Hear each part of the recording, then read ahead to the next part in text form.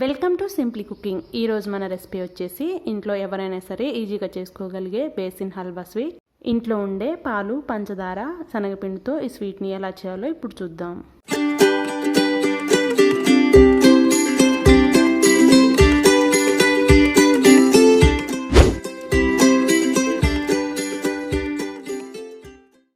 ముందుగా ఇలాగ ఒక నాన్ స్టిక్ కడాయి కానీ లేకపోతే అడుగు మందంగా ఉన్న అల్యూమినియం కడాయిని కానీ తీసుకోండి. దానిలో 3 టీ స్పూన్స్ నెయ్యి వేసుకోవాలి. ఇప్పుడు నేను మెజర్మెంట్స్ అన్నీ కూడా ఇదే కప్తో చూపిస్తున్నాను. 1/4 కప్ లేకపోతే హాఫ్, 3/4 ఇలాగా నెయ్యి 1/4 కప్ వేసుకోండి. నెయ్యి కరిగిన తర్వాత 1 కప్పు శనగపిండిని తీసుకొని జల్లించి పెట్టుకోండి.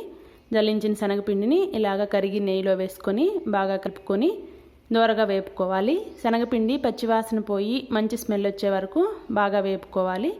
ఎక్కడ ఉండలు లేకుండా ఇలాగా కలుపుతూ వేపుకోవాలి. ఎక్కడైనా ఉండలు ఉంటే స్పాచులా తీసుకొని నలపండి. ఇలాగా పొడిగా అయిపోతాయి.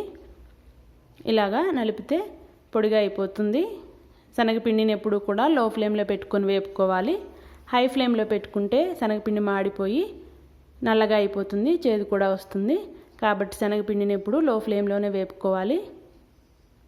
తర్వాత 1 టేబుల్ స్పూన్ ఎండు కొబ్బరి తురుమును తీసుకొని దానిలో వేసుకొని వేపుకోవాలి. శనగపిండి 10 నిమిషాలు వేగిన తర్వాత ఎండు కొబ్బరి తురుము వేసుకోవాలి. ఇలాగా 2 నిమిషాలు దీన్ని వేపుకున్న తర్వాత 1 కప్ పంచదార నేను పొడి చేసి పెట్టుకున్నాను. డైరెక్ట్గా కూడా పంచదారను వేసుకోవచ్చు. దాన్ని ఇలా కలుపుకొని మొత్తం కూడా శనగపిండి, పంచదార మొత్తం కలిసేలాగా మిక్స్ చేసుకోవాలి. పంచదార పొడిని శనగపిండిలో వేసిన తర్వాత రెండింటిని కలిపి ఒక 5 నిమిషాలు బాగా ఫ్రై చేసుకోవాలి. లో ఫ్లేమ్లో పెట్టుకొని ఈ ప్రాసెస్ అంతా కూడా చేయాలి.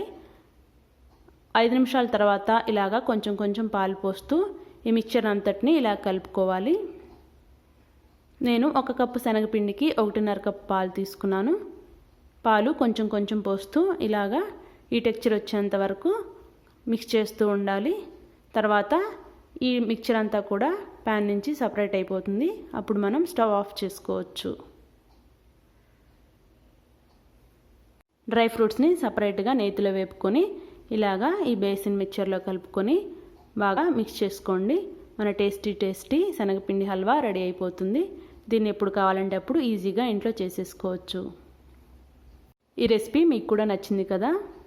ఈ వీడియో నుంచి మీరేమన్నా నేర్చుకున్నట్లయితే లైక్ చేయండి, షేర్ చేయండి, సబ్స్క్రైబ్ చేయండి.